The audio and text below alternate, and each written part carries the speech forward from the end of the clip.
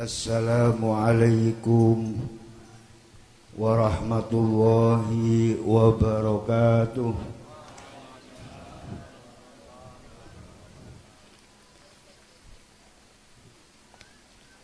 Bismillah, tawakkaltu ala Allah. Wala hawla wala quwata illa billah. Amantu billah. I'tasamtu billah, tawakkaltu ala Allah. Wala hawla wala quwata illa billah. Alhamdulillahilladzi wahdah sadaqa wa'dah wa nasara 'abdah wa a'azza jundahu wa hazamal ahzaba wahdah. Wassalatu wassalamu ala Rasulillah Muhammad ibn Abdillah.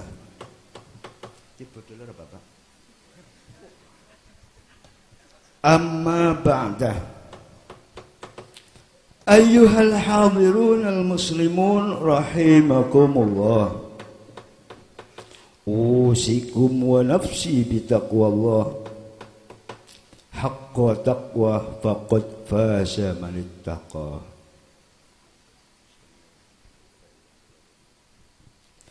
Qala Allah Ta'ala fil Qur'anil Karim, A'udzu billahi minasy syaithanir rajim. Bismillahirrahmanirrahim.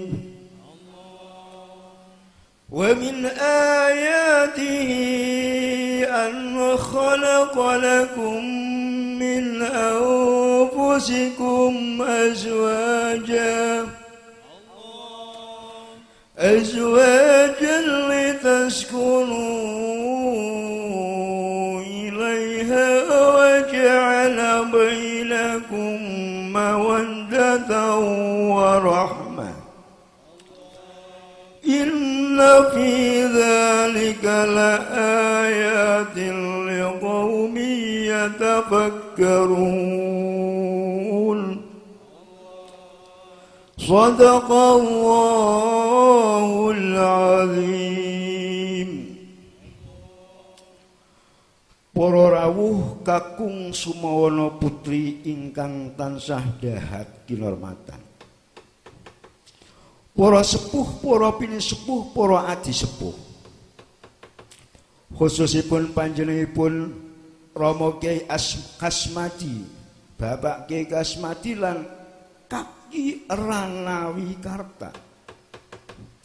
Saha dumateng Bapak Karawan lan sedaya sesepuh lintunipun ingkang boten kawula sebat. Ananging boten ngirangi raos hormat kawula dhateng panjenengan sedaya.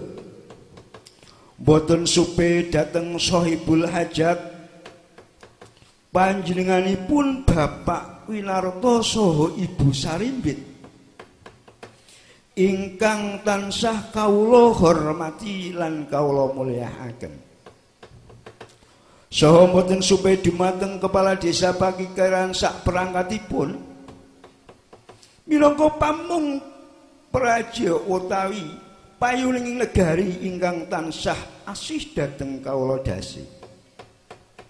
Dilangkung wonten pangarsanipun para ustad, para ustazah lan para kiai, para alim, para ulama ingkang rina lan dalunipun tansah anyanyandang saha anyanyanding kitab suci ingkang tansah dados pepadanging jagat, ugi ingkang badhe dados lampuning akhirat benjang wonten dinten kiamat. Khususipun panjenenganipun Bapak Kyai Ahmad Shadiqun ingkang kawula hormati lan kawula mulyakaken. Boten supe dhateng anandani Mas Ayu Dwi Roro Sunarsih saha Mas Bagus Adi Sutrisno ingkang nembe mawon ing dinten kala wau nglaksanakaken sunah Rasul inggih menika nikah kanthi ijab kabul Boten namung kita sedaya ndherekaken mangayu bagya lan paring donga lan restunipun. Muga anggenira kekalih sakrimbit anggone jejodhohan. Pirang pinaringana rahayu wilujeng kalis lir sambe kala. Pinarangana rezeki ingkang sempulur dadan wonten pedote.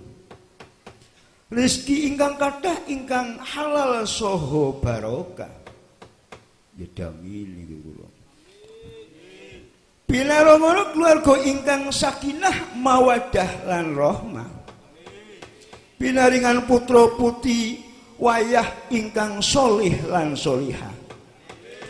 Pinarangana damai bahagia raharya dunya tumuniking akhirat.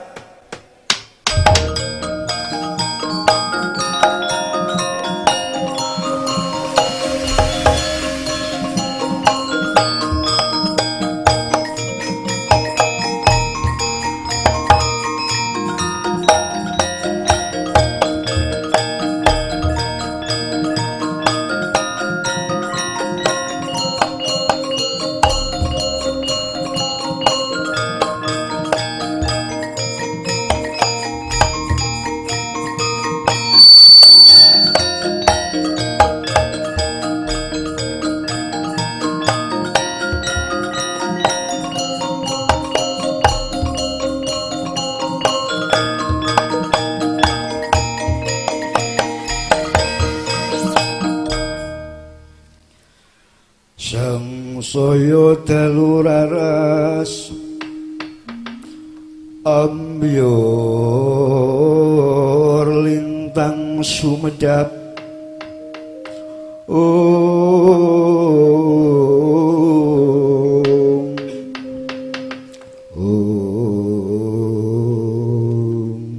gitu.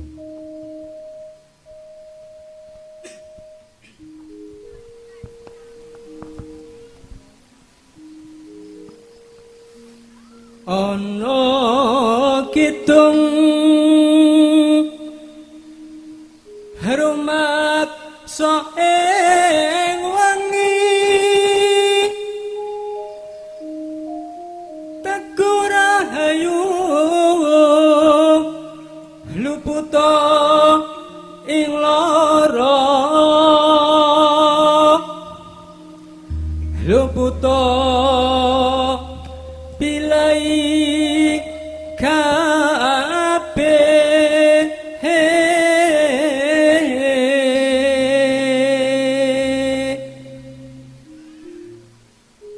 jin setan datan purun paneluhat tan kena mami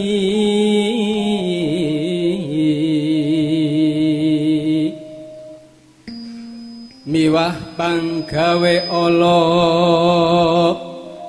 gunane wong luput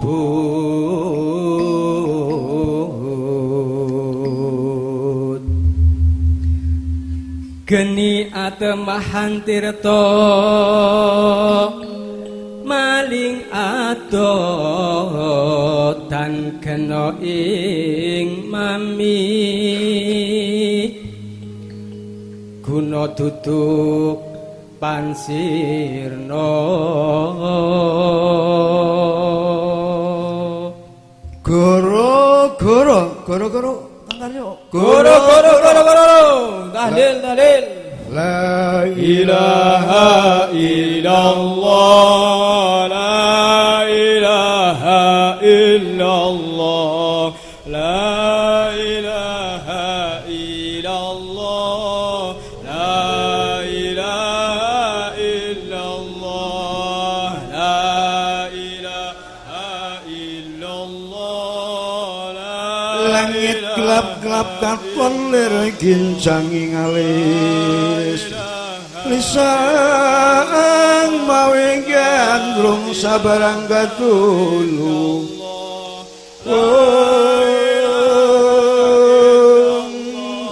ukir moyak mayi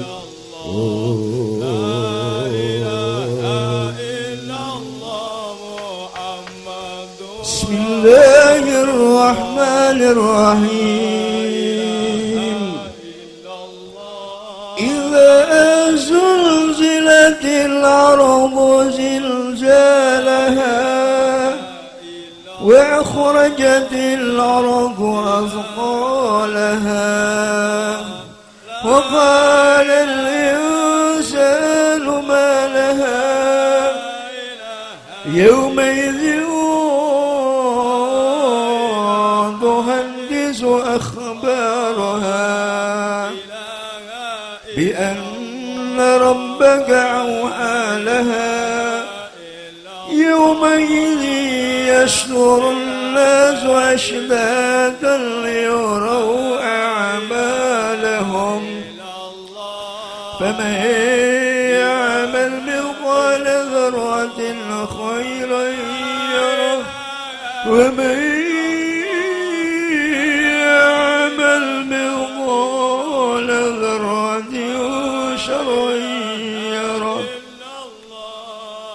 artosipun kirang langkung mekaten nalika bumi jipun gonjang-ganjingaken lan bumi ngetokake marang ingsen-ingseni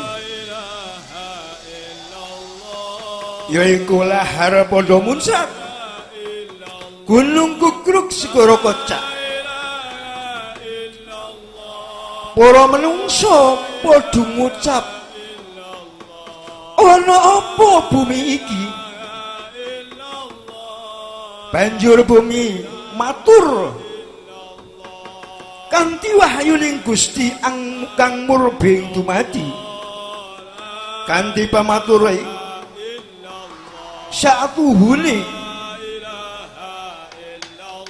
pangeranira wis paring wahyu supaya gawe bumi gonjang-ganjing mongko ing dina iku para menungsa padha lumayu kanthi berbondong-bondong lan rombongan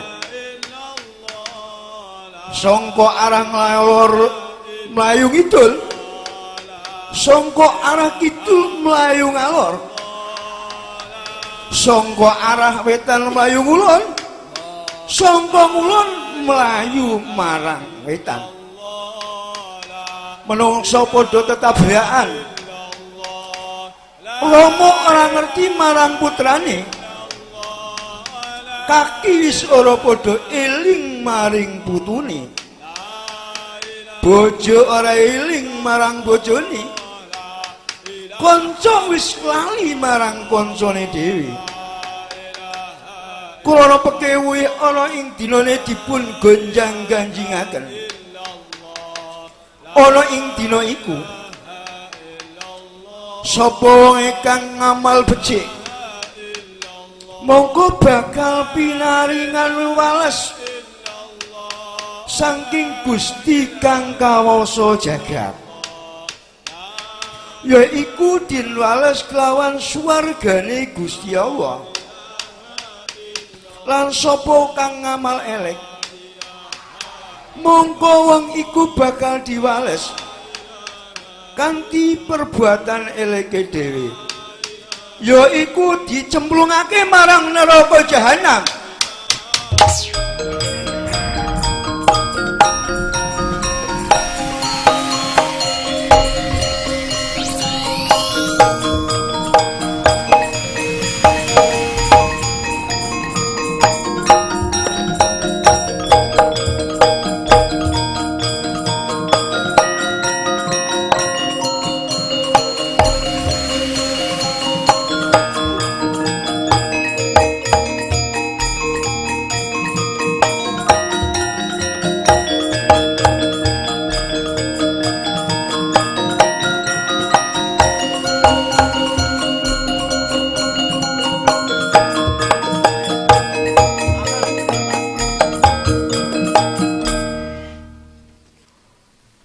sak bibaring goro-goro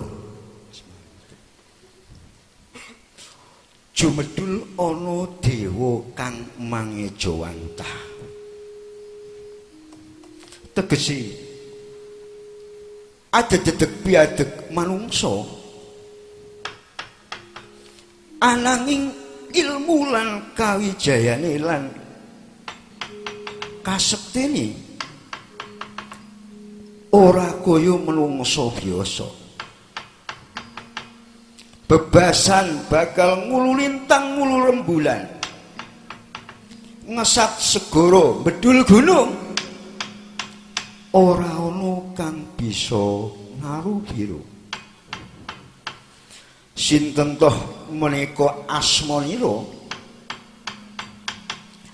Yaiku kang jejuluk Rama Kyai Semar. Ya Rama Kyai Nayantaka, ya Rama Kyai Badranaya, ya Rama Kyai Ismaya Jati.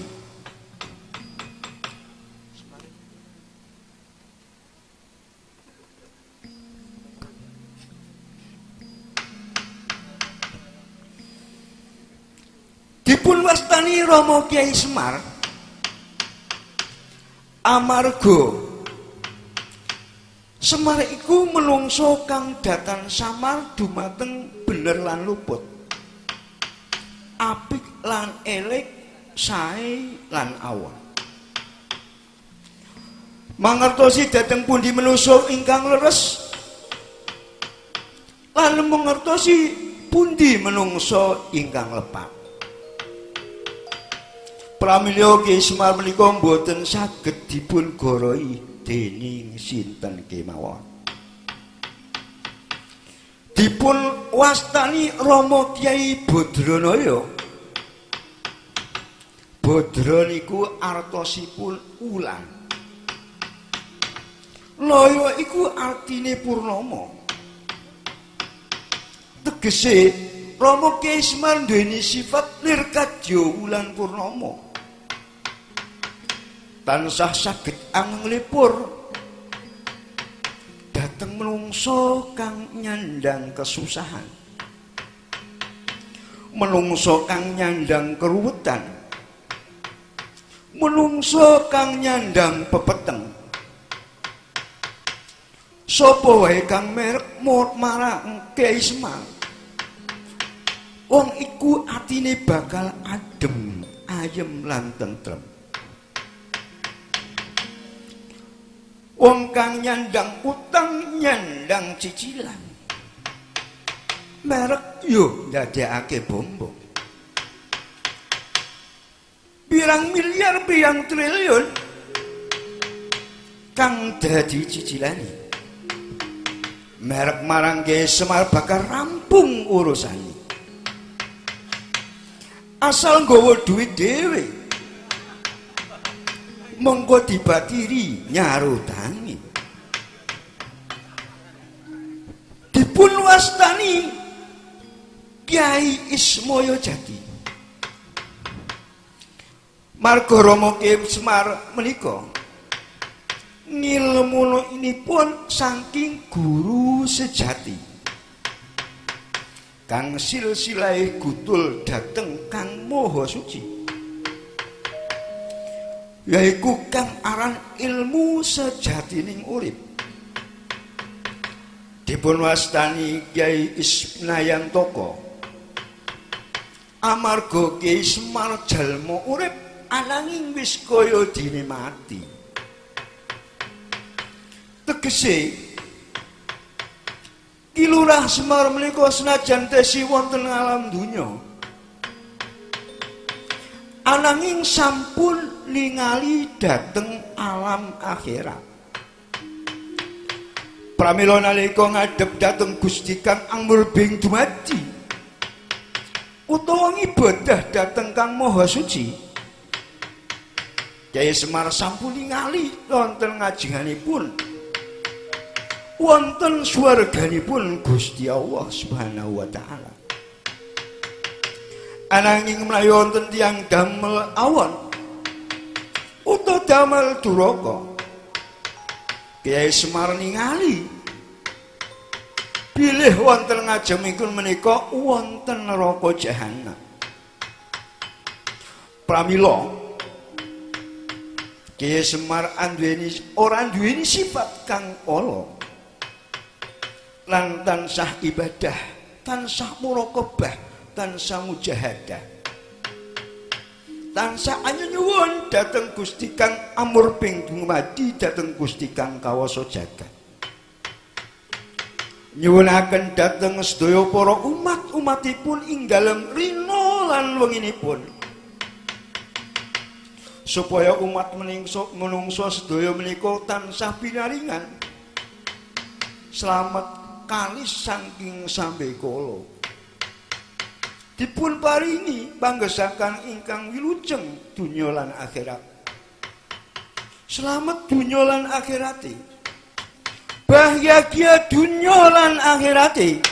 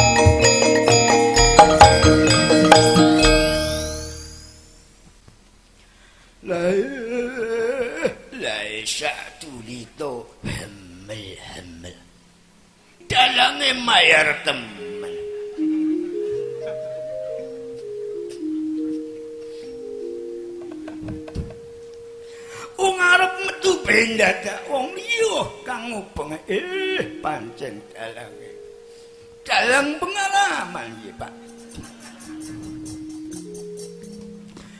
Ya. Sakwise aku mujahadah lan muraqabah marang Gusti Kang Amur ping dumadi, rasaku kesel, rasaku sayang. Aku kepingin ura-ura, kepingin rengeng-rengeng lagun-lagun, kanggo ngundang anak-anakku si Garing, Petruk lan Bawor. Lolo Garing, Petruk lan sira Bawor, dos pundi ramane? Dos pundi kaine? Apa kowe lah? Bocah kok ditimbali wong tuwa kok. Yo. Aku ngerti marang apa kang dadi kelangonanmu. Apa kang dadi karmanmu. Bocah dijeluk karo wong tuwa kok ora langsung mara. Ya mengko dhisik lah ramane. Kelanyong megana tes gawa suluh madang kuarepken. Katoke genalu nganggo ban tebukan mana keplurut. Engkang Garing ge polai pancen kaya kowe ramane. Lah sak dulito hemel. Yo. Tak undangi karo lagu, yaiku lagu pepeiling. Anak-anak aku nek tak undang ora nganggo lelagon, ora nganggo ura-ura, ora padha teka. Iya, wong aki ngundang wedhus penggawa godhong langka. Iya, aku ngatur marang karepmu ngono lho Garing. Tak undangi awakmu padha supaya padha mara. Tak wahi lagun-lagung pepeiling kang bakal dilagokake dening Wiraswara. Wiraswara sing napa ramane? Wiraswara iku yo penyanyi. Asmane sinten? Apa gorong kenal? Ki derek, sing suarane melengking kaya suara emas. Niku lare pundi? Ya anakmu tunggalmu. Jenenge sinten? Jenenge Abdul Karim. Oh, kan wis ngerti marang rekamane kan ono Nolo Garing. Oh, sing nang YouTube. Kudu YouTube. Garing to ngertine runtuk kowe. Runtukan gorengan. Yaiku Abdul Karim. Kok sing bakal nglagokake mesti awakmu bakal mara marang ramamu. Sing pundi ya iki nang mburine ramamu.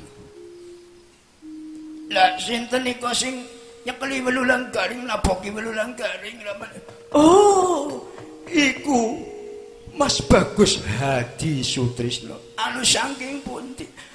Sangka negara Brengkok. Oh, iku kancane Esmono ora bere-bere nglogari. Oh, kados niku. Isa. Suwe melu marang dalang entos, maring dalang Gino, dalang Jono, siki munggah maring dalang Karang Jambu. Iku pengrawit wis tingkatan ngono. Oh, kados niku ramane. Lah inyong jalo kenal lah. Iso aja diomongake. Lah sing niku mijeti organ. Iku Bapak Tamar saka negara manca. Dalemipun pundi niku? Dalemi Panarusan. Oh, nggih. Napa sedereke Tamara Bresen iki? Ya wis kaya-kayane ya ngono.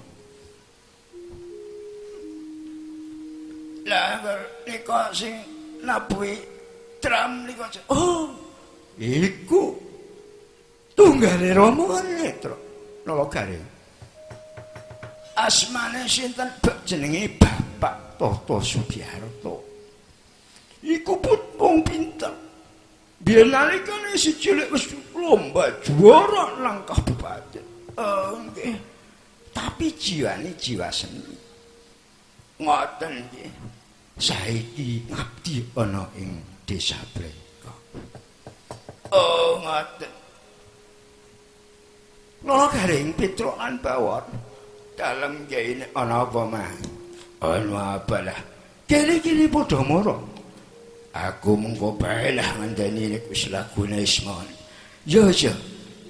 Ayo Abdul Karim dilagokaken bebeling supaya Garing Petruk lan Bawor padha mara. Aji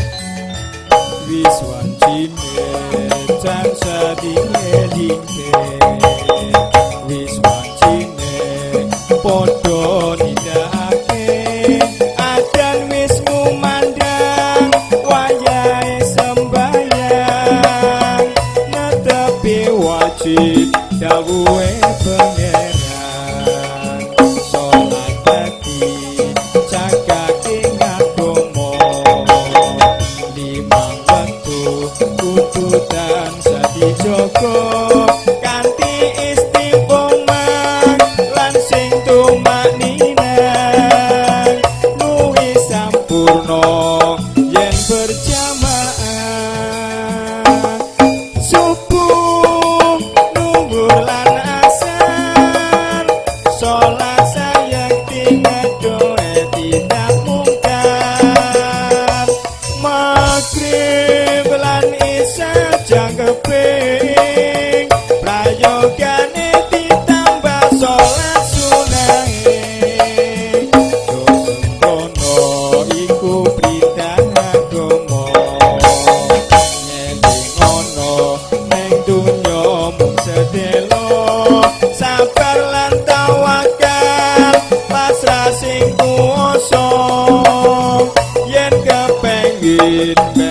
munggah swarga.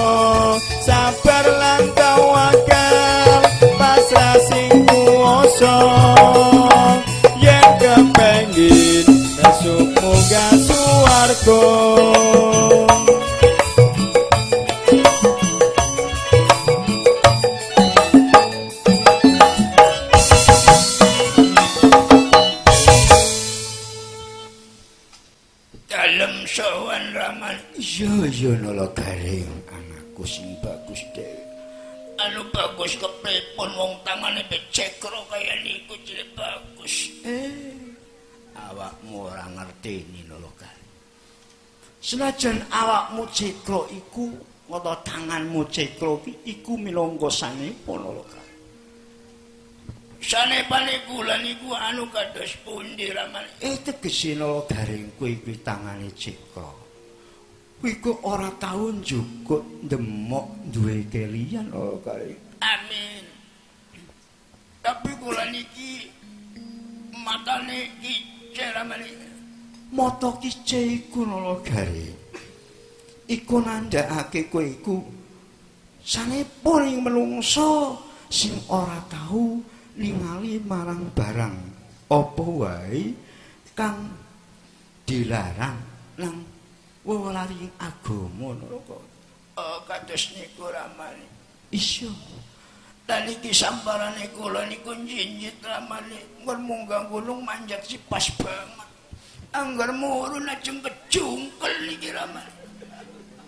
Nala garing, aja gresula nala garing. Iku rak kowe namung wayang kanggo sanepa. Sanepone ya iku. Kowe ora tau lumaku marang tumindak kang ora dipun ridhoni dening Gusti kang angmurbing dumadi. Lumakumu tansah nastiti lan ngati-ati. Ora tumandang, ora lumaku nek urung dipikir dhisik. Mulane bathukmu ya melong. Ngene iki ahli pikir kula. Isyuk. Mulane awakmu ora tau terjerumus marang apa wae kang dadi sesengkarani agama lho kare. Nggih Ramane. Iki kula ditimbali teng Ramane niku badhe kados pundi. Kula niki nembe kali kantong musyahadah muqarabah mujahadah. Mujahadah. Apa lho kare? Nggih kula wiridane nggih lamban sallallahu alaihi Muhammad. sing cetha Nalagari. Wong kang bawor kados niku. Lha bawor piye? Wong kang bawor kon pitan Allahu Allah. Jur piye? Bawor oleh wiridan Nalagari. Kang bawor wong pamitan Allahu Allah malah hulah. Iso iku wong lambene wong Banyumas ora apa-apa Nalagari. Ora apa-apa Nalagari, ya padha karo ramamu. Ramamu nek zikir ana apa bae ya nyebuti la sak jurito hemel. Nggih, niku artine napa ramane? Maksudi asal katane la ilaha illallah. Lambene ramamu untune kali siji. Dadi kelunyonen dadi la kaya ngono Nalagari. Nggih. Jane niku nggih zikir ramane iso. Aja cok nyepelekake karo wong Banyumas. Senajan ora paseh, tapi pasah. Ngoten ramane. Bawor nggih pasah iso. Bawor iku ora cok ngaji. Ala bizikrillah tatmainnul qulub. Eling kanthi eling kowe mau atine anteng. Mula si bawor nganti keplosot mlebu ning ati dipun jiwe kanthi sanubari. Ngapalaken Allah nganti kebanjur. Hulah. Ikulah wiridane Kang Bawor. Nggih ramane berarti maklum. Ramamu ya dimaklumi ya Nalagari. Nggih. Ramane ana apa Nalagari? Terus panjenengan badhe mejang dhateng kula. Iya, ramamu bakal mejang ingkang hubungani karo perkara sing kanggo urip bejaning donya, bejaning akhirat, slameting donya, slameting akhirat, slameting wong nempuh rumah tangga. Pados niku ngiraman iso. Kula badhe tanglet ramane takon apa Nalagari? Lah niku menungsa kok dadakan kon pada jodon-jodon ana lamaran, ana ijab kabul. Seniku anu kepripun ramane? Lho, apa awakmu ora ngerti? Ra awakmu sok ngaji Nalagari. Nggih ngaji tapi nggih kelalen. Ana ayat sing disebutaken mau awakmu kan resi apa? Nggih. Gusti Allah kuwi ndadekaken menungsa jodon-jodon ki mau mengku teges Nalagari. Gusti Allah kuwi duwe program. Gusti Allah gada program iso. Coba nek dipikir. Sangka ayat awal setengah tanda kuasane Gusti Allah menungsa niku didadekna jodon-jodon. Mulane jodon kuwi dadi rahasiane Gusti ingkang murbing dadi Gusti kang kawaja jagat. Nggih. Tenggen kula nggih kados niku kula basa tepikir-pikir amane. Mikir apa awakmu Nalagari? Tenggen kula ampun pada saling jatuh cinta. Jatuh cinta ki apa? Jatuh cinta ya pada netene tresna. Lanjut piye? Ampun 4 tahun punjul 7 wulan. Lajeng kirang setengah tahun belajar datang Korea. Begitu angsul teng mriku pun angsal. La sak durito hemel. Anjene dipikir jodoh niku mboten saged dikayal, mboten saged dikaya-kaya ramane. Iso mulane diarani jodoh kuwi tanda kuasane Gusti Allah. Lah Nanggone inyong ya ana ring lah. Anu apa Kang Bawor? Kayak ngomong apa Bawor? Ana wong jan sebel banget, moyok banget ya kuwi. Basa wis padha gedene malah padha oyok-oyokan. Lah iso. Iku sing jenenge jodoh. Iku ora bisa dikaya-kaya, ora bisa dinyono-nyono, ora bisa diramal-ramal. Lah jeneng kados lagu niku ramane wis ora usah diterusake. Ora ana pakeme. Nggih. Setengah saking tandha kekuasaane Gusti Allah menika ndadekaken jodon-jodon lan duweni program utawa tujuan.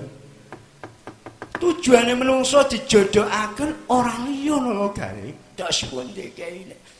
Supaya atine padha adem, ayem lan tentrem. Mulane ana ayat terus wa min ayatihi an khalaqalakum min anfusikum azwaja wa ja'ala bainakum mawaddatan wa rahmah. Supaya menungso kuwi atine adem, ayem, tentrem. Ini ngono lho garing.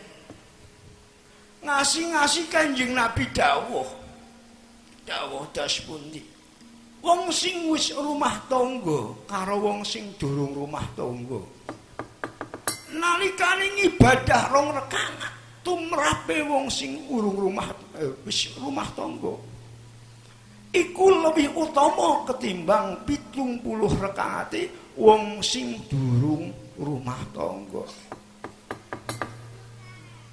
Raqnatani min muta'ahilin khairun min sab'ina raqnatan min ghairi muta'ahilin. Artosipun rong rakaat salate wong sing wis rumah tangga kuwi luwih utama ketimbang wong sing urung rumah tangga 70 rakaat. Oh kados niku iya. Berarti mangke dia ayo loro Sunarsi rong rakaat niku wis kaya 70 rakaat iya. Berarti sing dereng bojo kaya rong rakaat mawon iya. Margone atine wis tentrem. Wis ora kakending, ora kakending. Oh nggih ramane iku. Lah kejaba supaya atine tentrem, supaya tambah tresna lan kasih sayangi karo sepodo-podo, terutama karo kang dinikahi. Ngoten ya. Lah sing nomor 3 programe Gusti Allah njodohaken marang manungsa ki mau arep nurunaken rahmate Gusti Allah. Rupanipun rahmat niku napa kene? Rahmate Gusti Allah yaiku rupa rezeki ingkang barokah, putra wayah sing saleh lan salehah. Amin. Mugi-mugi Mbak Roro Sunarsi dipun paringa rejeki ingkang sempulur, ingkang barokah, dipun paringana putra wayah sing saleh salehah. Allahumma amin. Lala garing das pundi ramane? Ramane nggih dening boten bojo ramane. Jere rong rakaate sing wis omah-omah kare dereng omah-omah kaya 70 rakaat ramane dening mboten bojo. Aku ki lagi mbuktekake cintaku tresnaku marang biyungmu lho gare. Oh kados niku. Napa biyunge mbiyen ayu biyungmu ki nek dicawangke kaya widodari lho gare. Oh napa nggih. Wara Sembadra bekalah lho gare. Nek Cinandra biyungmu mbiyen nalikane isih mau kados napa? Krana ning nglumit lho garing. Ana nglumit jabane kuramane. Nglumitke mancung bawor. Untune miji timur. Jrijine mucuk ngeri. bangkeani nawon kemit. Kaya tawon kemit. Kelem mentuk odu dituk masuk di bangkeani iki nawon kemit. Lajeng nek mlaku mblarak sempak, lembeyane mblarak sempak, nek mlaku kaya dene macan luwe. Macan luwe macan kencot iya. Maksude nek mlaku ki keton anggun ta Nalagari. Oh. Jempole bae kaya dene ndas ular angon Nalagari. Oh, ya medeni ora ngono maksude apik. Terus payudharane mengker-mengker lir kadya cengkir gading sekembaran. Ya medeni. Mbot ora ngono. Ikulah aku nek nggambaraken biyungmu saka saiki tak kayal-kayal. Aku nek dhewe cok nyawang-nyawang cok ngalamun Nalagari. Aku dadi nelongso Nalagari. Ampunlah salaman. Kemutan wanita sulis indahing warna. Nek ngeguyu anggigit lati lae Nalagari. Aku dadi kemutan masa lalu.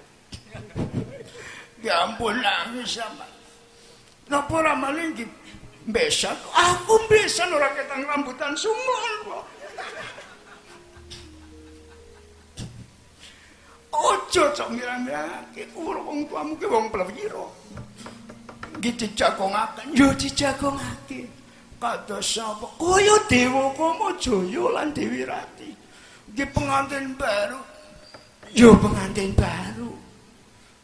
Lah niku kula nyuwun lagune mawon ramane.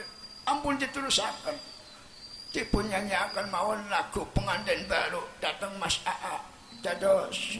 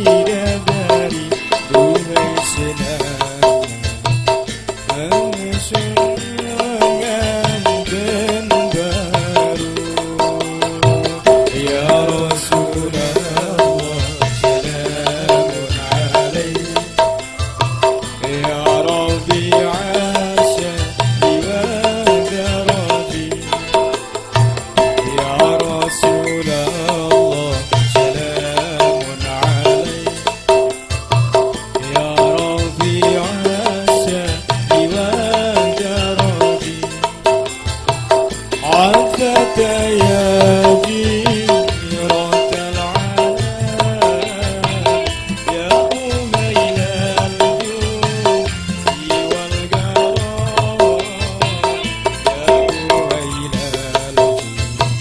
يا أميل الجود والجرام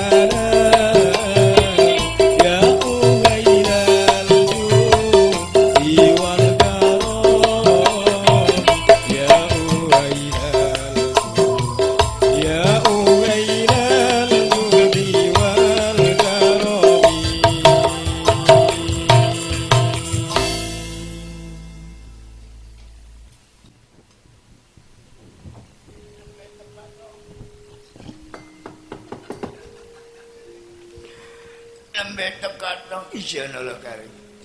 Anggare aku basana lagu pengantin baru aku terus kepin sowan maring Kyai. Kowe ta seneng angger sing ora-ora kaya kuwi seneng. Kang Bawor nganti to. Kang Bawor ki leye-leye isi keselen mau awan terus kerja kesel. Terus ngawani suluh lho kare. Oh ngoten kaya kuwi ya to. Pamundur reng. Ana apa to? Aku bakal takon maring Kyai. Lah sak duwi to hemel. Siliramu arep takon apa, Truk? Kula badhe tanglet dateng Kyai. Takon babagan masalah apa? Wau Lala Karing sampun dipun terangaken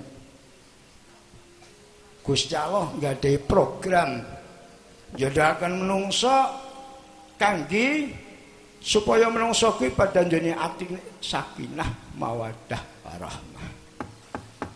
Bisa, Tru. Nanging kula niku dereng mangertosi kene. Urung ngerteni apa? Urung ngerteni sing bisa nih syarate wong urip wong jejodohan supaya nemu sakinah mawaddah warahmah. Lah suarane beda. Yang siji suarane beda-beda.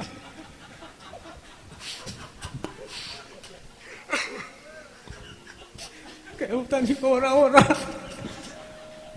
Ulah.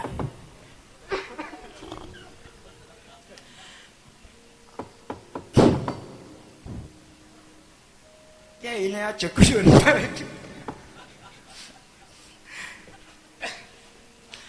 Ini ya tong. Si Pitro wong kuwi kepingin duwe rumah tangga sing sakinah mawaddah warahmah. Minurut pangendikaning Sayyidina Ali gampang truk. Gampang dos pundi ki? Gampang dos pundi kene. Wong kula umah wis 20 taun ya. Ekin sering cekcok padu bae. Lah lho gareng. Berarti karo ngaji kene ora. Kula ngaji nggih saben awan bengine. Tapi ling amalaken dereng paham ramane. Mulane ngaji ki dilebokne ning pikir. Njur dilebokaken ati. Terus dilakoni lho gareng. Oh, kados niku. Iso. Ojar kula mengko apalan-apalan ben mungkin kena ngondali bojone. Kok ora bener lho gareng. Wong ngaji kok arep ngondali bojone, ngudi amalake. Sapa ngerti kok diamalake bakal ditambahi ilmune. Nggih mulai seniki yen iso. Tapi sapa ngaji, sapa ngerti kok ora tambah ngamali. Ora tambah bagusi. Mongko hidayahe Gusti Allah aduh reng. Ados niku ramane. Berarti kula ajeng praktek. Kok dhisik reng. Aku arep takon reng. Sing syarate sakinah mawaddah warahmah ki apa? Ana lara truk. Napa mawon nggih. Jere Sayyidina Ali ngendikaken siji perhatian, loro wicaksana. Tegese perhatian niku kados pundi ramane? Ketok.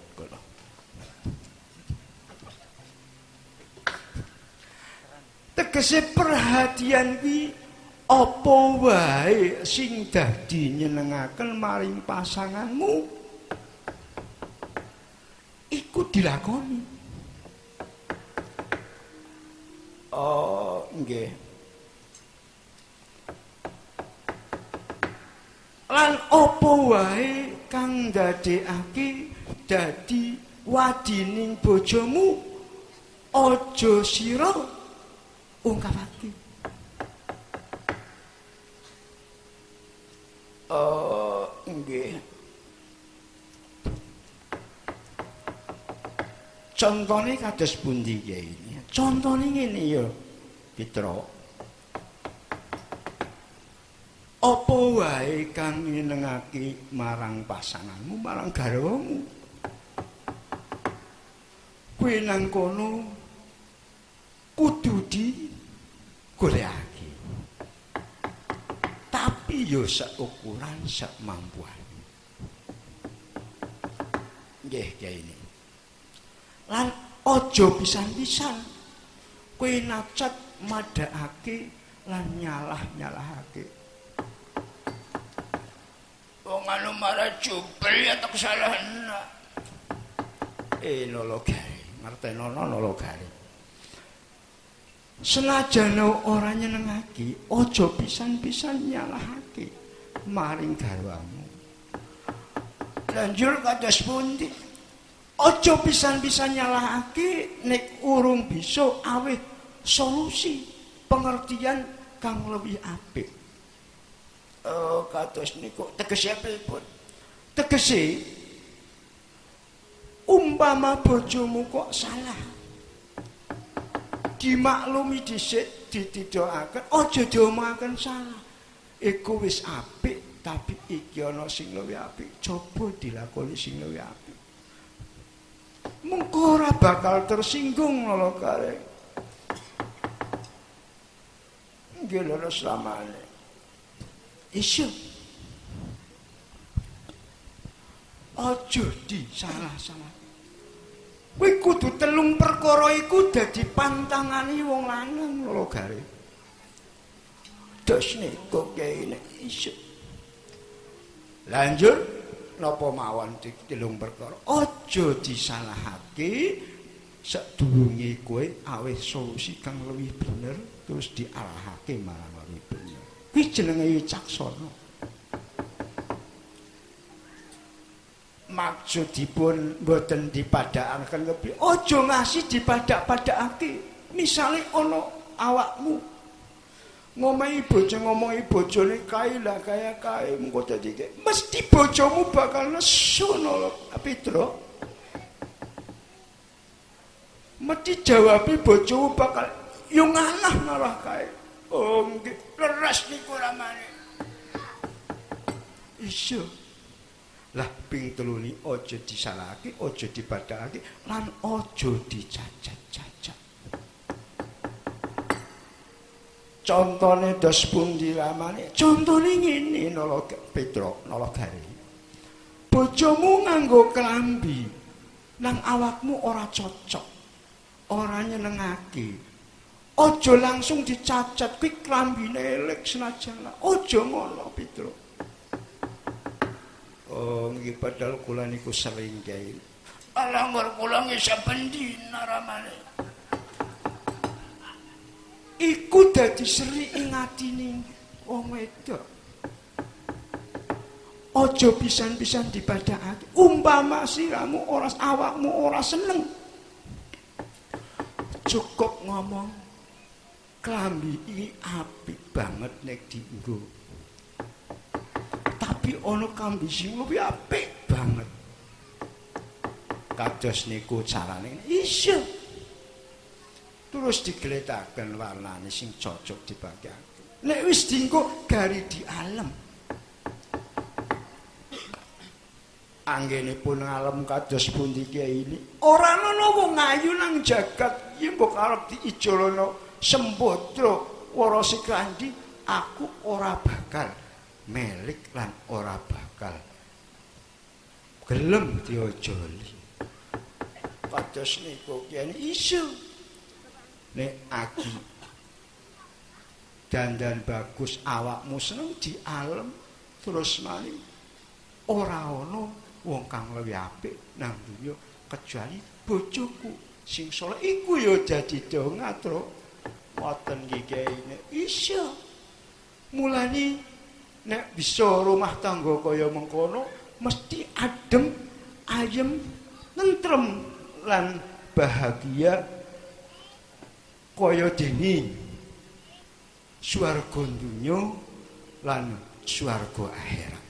Rasane antep le omah-omah, rasane aman, damai, sesentosa. Kaya wong petani sing lagi ningali maring tetandurane sing wis mulai pari-pari, wis mulai padha mlilir.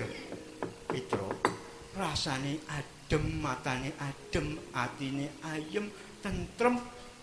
Lah anggon ditake mbok ora menilah. Kang Bawor melu-melu bae kang jero.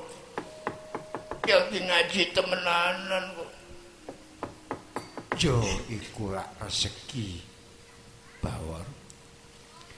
Nek disawang kaya dene tanduran kang wis mulai nglilir ngayemake ing mripat nentremaken ana ing ati kaya lagon-lagone Abdul Karim. Ajib.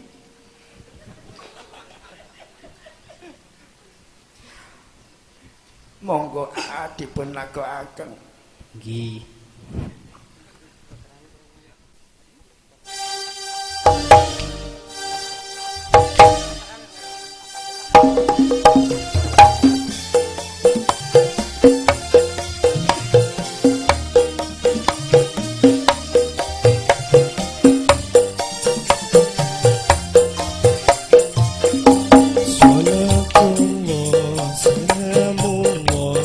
Ala Rasul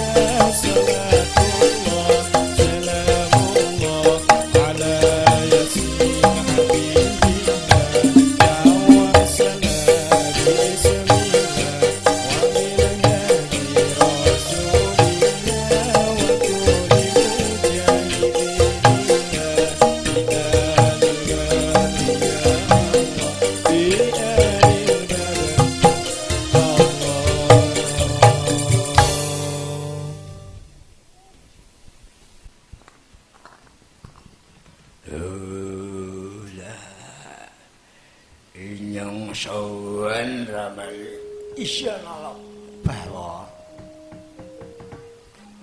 Awakmu wis mari benteng bawon. Basa wonten lagu ilir-ilir ijo riyo-riyo. Kaya pengantin anyar kula. Iso. Atine krenyes. Adem kaya esuk-esuk disiram es batu. Lai sak cerita hemel-hemel.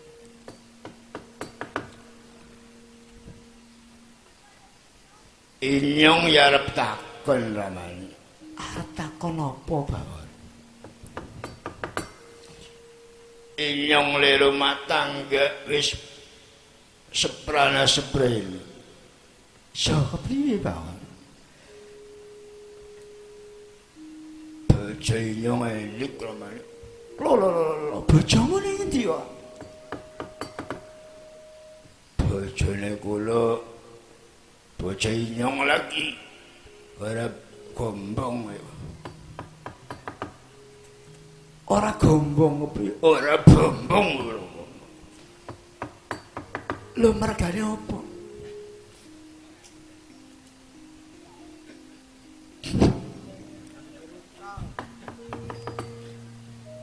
Mergane kula niku sami mawon mboten gombong. Kula nang Kebumen mboten gombong. Yo ana rempuk dirempuk Bawon. Kula niku ajeng takon ramane. Takon apa, Bawon? Mau ramane kan ngomong. Ngapura ya mau ki anake Rika sing sijorat yang basa kaya kowe. Iso ora apa-apa wong wayang iki.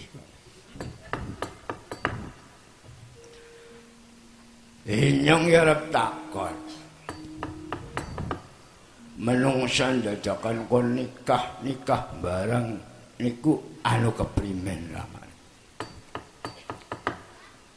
Inyong masalah Pak tau ngrungok kuping inyong iki. Ngrungok apa wae? Angger nang negara manca pokok asal seneng ya wis dados. Lah sak itu hemel-hemel. Bawon. Lah pripun ramane? Iku jenenge ora bener kok. Inyong kanane mung cerita ngrungok kaya kowe. Iso. Tapi ora kena njur ditutur apa meneh dilakon. Awakmu kan wis ngaji lan wis ngerti. Ya ngaji tapi ya ora ngerti. Jenenge bayane belajaran ya kowe. Mulane ramamu arep aweh kawruh marang. Kawula mungkin mawon kula ajeng takon setunggaling masalah niki, Mak. Jane nikah niku napa artine, Mak? Nikah iku secara bahasa Bawon. Iya ramane. Nikah iku secara bahasa artine kumpul. Lah. Berarti ana entok karo basur kumpul ya nikah. Iso iku secara bahasa ya wis nikah. angger anak bandot karo dene kumpul ya nikah iso secara bahasa wae. Angger anak kodhok karo bangkong kumpul ya niku jenenge nikah. Iso bawor tapi namung secara basa. Bahasa Jawa ini jenenge kawin. Sing jenenge nikah iku perkara loro kumpul dadi siji. Mulane nek wong arep nyembelih ayam, ngene ayame dikawin. Tegese pesone ditempukaken marang guluning ayam kang bakal disembelih utawa jago kang disembelih. Berarti angger wonten wit gadung gubet wit mahoni ngene nikah iso bawor tapi bahasa niku secara istilah. Lanjur nikah sing secara laras iku kados pundi? Mangertenono ya bawor nikah iku secara basa kumpuling perkara loro dadi siji.